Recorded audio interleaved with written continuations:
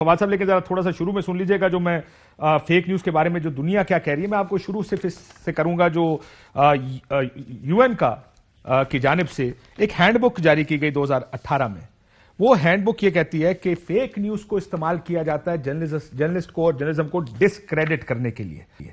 मैं अल्फाज इस्तेमाल कर देता हूं। This is because news means verifiable information in the public interest, and information that does not meet these standards does not deserve the label of news. In this sense, then, fake news is an oxymoron. ये उसके अंदर उसमें ये कहा है उन्होंने कि fake news oxymoron है।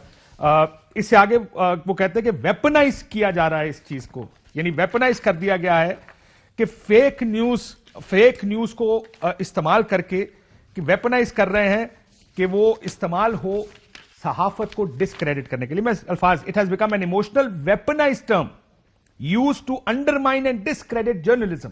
एक ये यूएन कह रहा है, मैं नहीं कह रहा कि ये टर्म इस्तेमाल हो रही है। जब आप ऑफकॉम की वेबसाइट पे जाएं फवाद साहब, तो उसमें मिस इंफॉर्मेशन और डिस इंफॉर्मेशन के दरमियान बड़ा फर्क बताया गया है।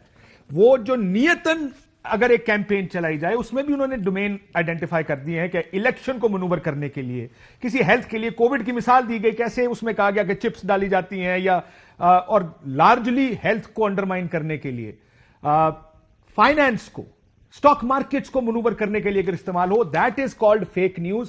फेक न्यूज गलत खबर नहीं है। फिर उसमें मिस इंफॉर्मेशन और डिस इंफॉर्मेशन के दरमियान फर्क किया गया है कि डिस इंफॉर्मेशन जो नियतन ये खबर दी जाए इन चीजों को मनूवर करने के लिए, वो डिस इंफॉर्मेशन है। मिस इंफॉर्मेशन गलत खबर आपकी तरफ से चली जाए, जो कि पूरी दुनिया में ये होता है फवाद साहब के साफी और अखबार, टीवी चैनल्स माफी भी मांग लिया करते हैं। आपको लगता नहीं कि हुकूमत ने यह स्टेप लेकर बहुत ज्यादा आगे चली गई है विद दिस फेक न्यूज, जिससे सहाफत और अज़हार राय की आजादी सल्ब होगी? फवाद साहब, फवाद चौधरी साहब है हमारे साथ? फवाद साहब की हमारे साथ लाइन कट गई है। लेकिन मैं फिर दोबारा इसी चीज को वो बता दूं कि क्या हम कहने की कोशिश कर रहे थे। इसमें ये कहा गया है बार बार कि मिस इंफॉर्मेशन और डिस इंफॉर्मेशन के दरमियान फर्क करना पड़ेगा। इस फर्क, फवाद चौधरी साहब फिर साहब मेरे साथ लाइन पे मौजूद है। फवाद साहब, आपको मेरी आवाज आ रही है? जी आप आ रही है। तो फवाद साहब, क्या हुकूमत ने एक ऑर्डिनेंस जारी कर दिया 5 साल की सजा गलत खबर देने पर? आपको लगता नहीं कि इसमें तारीफ करनी पड़ेगी कि फेक न्यूज क्या है, उसका एक मीडिया जो आपका स्टेक होल्डर है उसको साथ लेकर चलें, ताकि जब आप उसके ऊपर कानून साजी करें तो किसी को एतराज ना हो इस चीज पर? देखिए, पहली बात तो ये है काशिफ अब्बासी साहब, ये कोई नया लॉ तो है नहीं। ये तो 2016 से लॉ जो है वो तो बना हुआ है। ठीक है। ना ही उसमें जो है कोई उसके सब्सटेंस में कोई चेंज हुई है। सिर्फ जो चेंज हुई है वो उसके प्रोसीजर में हुई है। ठीक है। वो ये रहा था कि बेलेबल था, नॉन कॉग्निजेबल था, और कोई लिमिट नहीं थी केसेस के डिसीजन की। उसकी वजह से कोई केस जो इस लॉ सेक्शन के तहत, सेक्शन 20 के तहत होता था, वो कभी 1 लाख से ज्यादा कंप्लेंट्स FIA को मिली। उनमें से एक भी केस जो है उसकी कोई खास जो है वो कोई डिसीजन हमारे सामने नहीं है। सो उसको इफेक्टिव बनाने के लिए 3 काम किए हैं। कॉग्निजेबल कर दिया है, उसके नॉन पेलेबल कर दिया है, और कहा है कि 6 महीने में आप केस का फैसला कर दें। ना कोई नया ऑफेंस क्रिएट किया है, ना ही कोई नई जो है उसमें कोई इसकी डेफिनेशन। लेकिन आप समझ रहे हैं ना फवाद साहब के साफी एहतजाज क्यों कर रहे हैं? क्या आप मुझे गिरफ्तार कर सकते हैं, 5 साल के लिए नॉन बेलेबल ऑफेंस है, 6 महीने में फैसला करें, उसको अंदर डालें और मैं कुछ नहीं कर सकता? नहीं, कोई ऐसा जिसमें कोई ऐसा सहाफियों के लिए तो कोई इशू नहीं है। लेकिन हमारे यहाँ एक रवैया ये बन गया है कि ये जो अगस्त से हम ये मुज़ाकरात कर रहे हैं, जो आपकी जो मालिकान की तंजीम है, और जो मालिकान का एक पॉइंट ऑफ व्यू ये है कि कोई रेगुलेशंस नहीं होने चाहिए। और अब तक जो तमाम बातचीत है वो यही है कि जी ये देखिए, कोई भी रेगुलेशन हो, वो कह रहे हैं जी मीडिया इसमें जो है उसका कदगन हो गया है, और फिर खुद भी कोई एक्शन लेने को तैयार नहीं है। मसलन ये जो हुआ, जो ये प्रोग्राम न्यूज़ 1 के ऊपर जिस तरीके से मुराद सईद साहब के साथ जो जाती है, बिल्कुल बहतान और तोहमत, जो इस्लामिक लॉ के बड़े वेल डिफाइंड कॉन्सेप्ट्स हैं, उस पे मबनी जब आपने किया, तो सबसे पहले हमने PBA को कहा कि जी इसके ऊपर आप कोई एक्शन लेंगे। कोई एक्शन नहीं हुआ।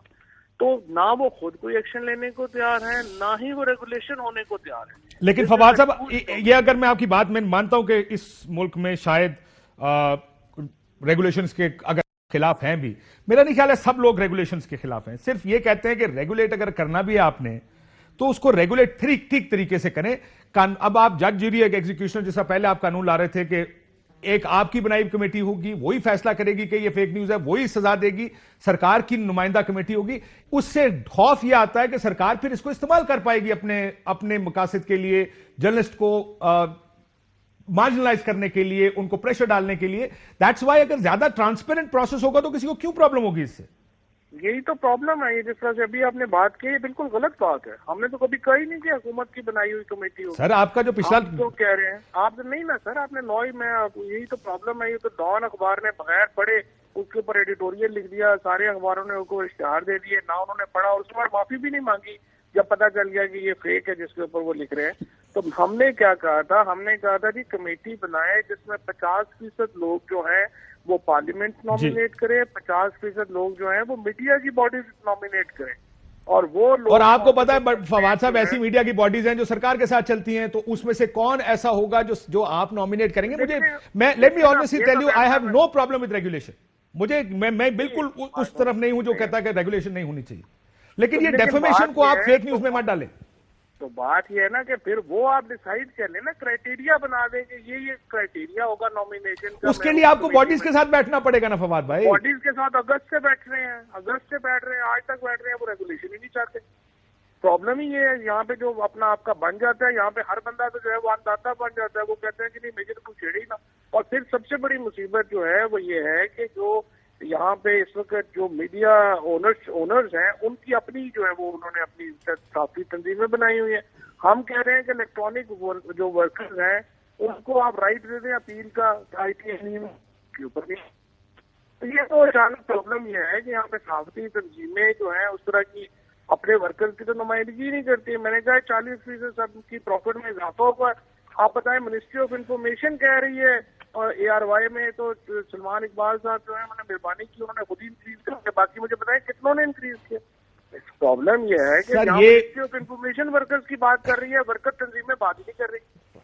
देखिए मेरी बात सुने, ये आपकी बात के कौन, मैं इस हाकिमों को सबकी सैलरीज इंक्रीज होनी चाहिए, इस पे तो कोई इतराज नहीं करेगा कि एटलीस्ट जो छोटा वर्कर है जिसकी कम सैलरी है उसके साथ ज्यादती नहीं होनी चाहिए। He should be given money. और हमने ARY ने ये स्टेप लिया भी है कि जो फिलहाल सबसे लोएस्ट पेड वर्कर्स थे उनका हमने तकरीबन 80% इजाफा कर दिया उसके अंदर, विच इज फाइन। अब मैं आपसे देखें इस बात पे मैं आपसे कहूंगा डिसएग्रीमेंट किस चीज पे आ रहा है? डिसएग्रीमेंट इस बात पे नहीं आ रहा कि हमें पैसे बढ़ाने चाहिए या नहीं बढ़ाने चाहिए। इस बात पे आ रहा है कि आप कानून बनाएंगे, वो कानून बाहर आ जाएगा। अब मोहसिन बेग साहब का एक केस है, फॉर एग्जाम्पल आपके सामने वो केस है।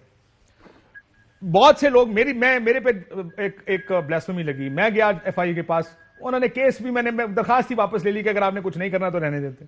लेकिन रातों रात अगर हुकूमत चाहेगी तो उसके ऊपर अमल दरामद होगा।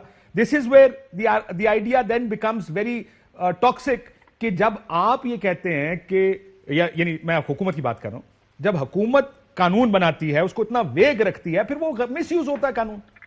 देखें, वेग का इशू नहीं है जो आप बात कर रहे हैं ना, प्रॉब्लम ही क्या है। अब ये जो सेक्शन 20 हमने नॉन अवेलेबल किया है, वो क्यों किया है कि उसमें ये जिस तरह से ब्लास्फेमी के आप बता रहे हैं वो केसेस अब कवर होंगे। इससे पहले ये जो केस है सेक्शन 21 वाला जिसमें ये उसमें तो चूंकि जो सेक्सुअल एलिगेशन लगाए गए थे टू मिलाइन एंड कैरेक्टर असैसिनेशन, वो सेक्शन 21 में आता है, वो 20 में नहीं आता। तो आप जैसे जो केसेस हैं या 1 लाख जो बाकी कंप्लेंट्स हैं, वो केसेस फॉल नहीं करते 21 में। जो 21 में फॉल करेगा उसके ऊपर ऐसे एक्शन करेगी जैसे इस केस में हुआ, उसी केस में हुआ भी है सारी जहां पे खवातीन। लेकिन आप देख रहे हैं फवाद साहब, वजारत इत्तलात के साथ मुज़ाकरात होने थे, जॉइंट एक्शन कमेटी मीडिया की, उसने कहा बातचीत नहीं करते जब तक आप कानून वापस नहीं लेंगे। पिछला कानून भी आपको वापस लेना पड़ा, बातचीत करनी पड़ी। यहां पे फिर ऑपोजिशन साथ खड़ी हो गई है, सुब की हो रही है गवर्नमेंट की इज़हारे जो कानून है वो आजादी से छेड़छाड़ कर रहा है। ये हमारी एक्शन कमेटी का इस पर मौकफ है। Why not sit with them, बैठ जाए उनके साथ, देखें वो क्या कहते हैं, वापस लें इसको, फिलहाल रोक लें। लेकिन आप कह रहे हैं कि नहीं ऐसे ही होगा तो उस पर तो फिर डेडलॉक आ जाएगा। ओ भाई, मैं आपको 10 दफा तो बता चुका हूं कि अगस्त से उनके साथ बैठ रहे हैं। अच्छा, आप फिर भी बैठने को तैयार हैं। जब आप कहेंगे बैठ जाएंगे, आपके घर पे बैठ जाएंगे, जब आप बुलाएंगे आपके ऑफिस में बैठ जाएंगे। प्रॉब्लम ये है कि वो बैठने का वो तैयार ही नहीं है किसी रेगुलेशन पे। तो आप ये कह रहे हैं कि मीडिया आपके साथ बैठने को भी तैयार नहीं है रेगुलेशन पर? रेगुलेशन के ऊपर वो कहते हैं कोई रेगुलेशन नहीं होना चाहिए। अब आप मुझे बता दें इसके ऊपर कौन उनसे एग्री करे कि कोई रेगुलेशन नहीं होना चाहिए? आप कोई भी, मैं आपसे ये कहता हूँ, आप सिर्फ इस बात के ऊपर उनको मना दें कि रेगुलेशन होने चाहिए। उसके बाद मैंने उन्हें ये कहा कि आप हमारा लॉ इसको आप फाड़ के फेंक दें, आप अपनी मुझे तजावीज दे दें कि क्या रेगुलेशन होनी चाहिए। वो भी 6 महीने हो गए इंतजार कर रहे हैं, कोई रेगुलेशन नहीं है। लेकिन आपको लगता है कि फवाद साहब ये जो सारा अब रोला पड़ गया एकदम, आप सस्टेन कर पाएंगे इसको? मीडिया का इतना प्रेशर होगा आपके ऊपर, आप क्या करेंगे इसके ऊपर? देखेंगे ये चाहे टीएलपी आके खड़ी हो जाती है तो हम उसके सामने जो है वो कह देते हैं कि जी अब इसको प्रेशर बड़ा पड़ गया जी वापस कर लें। अभी जनाब ये आ गया लॉ तो जी मीडिया वाले नाराज हो गए हैं तो फिर वापस दे लें। यहाँ पे ये जो मुल्क में तमाशा लग गया सर, है। अच्छा इसकी क्या गारंटी करेंगे फवाद साहब के मिसयूज नहीं होगा? कोई गारंटी है? देखिए ये मैं आपसे ये कह रहा हूँ ना, इसके ऊपर बता दें जो जो गारंटी जो जो अमेंडमेंट्स चाहते हैं वो कर लेते हैं बैठ के। सिर्फ ये ना कहें कि कोई रेगुलेशन नहीं होनी चाहिए। आप ये कहें कि जी इस लॉ को इस तरह से फेयर यूज किया जा सकता है, इसमें ये गारंटीज डालें। और ये जो अपना जो अपोजिशन में भी ऑब्वियसली हमारे यहाँ तो पॉलिटिशियंस का हाल ही कोई नहीं है। वो जो हुकूमत के खिलाफ होती है आंखें बंद करके, उसमें ना उनकी कोई तजवीज होती है ना कोई बात होती है। ये नून लीग ने पास कराया था ना ये। लेकिन अगर आप दूसरे मुल्कों की प्रैक्टिस देख लें ना, बेल्जियम में देख रहा था साफियों की और स्कॉलर्स की एक कमेटी बनाई गई कि आप हमें इसके ऊपर तजवीज दें, हमारे साथ बैठे, हम इनके ऊपर करते हैं, उन्होंने कर लिया। फ्रांस में ऐसा ही हुआ कि फ्रांस में भी बैठ के बातचीत हुई।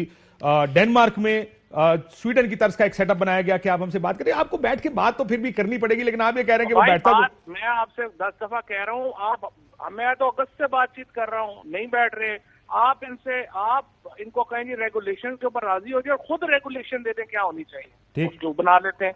सिंपल बात है, हमारे गवर्नमेंट पे छोड़े ही ना, आप खुद बना। मीडिया अपनी रेगुलेशंस बना के हमें दे दे कि ये होगा तो सही, इसकी इस तरह से आप लोग प्रोसीड करें। लेकिन बात यह है कि देखें इस मुल्क में ये जो तमाशा लग गया है कि कोई रेगुलेशन नहीं होगा, लोग किसी की कोई इज्जत महफूज नहीं है, किसी माँ बहन बेटी की इज्जत महफूज नहीं है, लोगों के खिलाफ कैंपेन बना के चलाना। फिर खवातीन एंकर्स को जो इस मुल्क में प्रॉब्लम्स आई हुई है या जो उस पर तो कभी एक्शन नहीं हुआ फवाद साहब। तो एक्शन कैसे हो जब लॉ ही नहीं है? तो लेकिन मुराद सईद पर एक्शन फौरन हो गया, उसके लिए कानून निकला है। नहीं, वो सेक्शन 21 है ना, सेक्शन 21 के ऊपर ले जो भी खातून ले आएगी उसके ऊपर एक्शन हो जाएगा। लेकिन खवातीन की पेंडिंग मौजूद है इस वक्त दरखास्तें। सर मैं आपको बता रहा हूँ मेरी पेंडिंग मौजूद है ना भाई, यही तो मैं बता रहा हूँ आपको। सेक्शन 20 को आपकी जो फ्रेश आएगा उस पर एक्शन होगा ना। अहम तरीन खबरें अब एक क्लिक की दूरी पर। हर लम्हा बाखबर रहने के लिए सब्सक्राइब करें हमारा YouTube चैनल। अपने मोबाइल फोन से मुल्की और बैनुल-अक़वामी अहम खबरों तक रसाई के लिए डाउनलोड कीजिए मोबाइल ऐप। बामसूख जराए से मुसद्दिका खबरों, तज्जियों और तबसरों से मुस्तफीद होने के लिए विजिट कीजिए पाकिस्तान की सबसे बड़ी न्यूज वेबसाइट। ARY न्यूज पहुंचा रहा है खबरें सबसे पहले आप तक, ताकि आप रहें हर लम्हा बाखबर।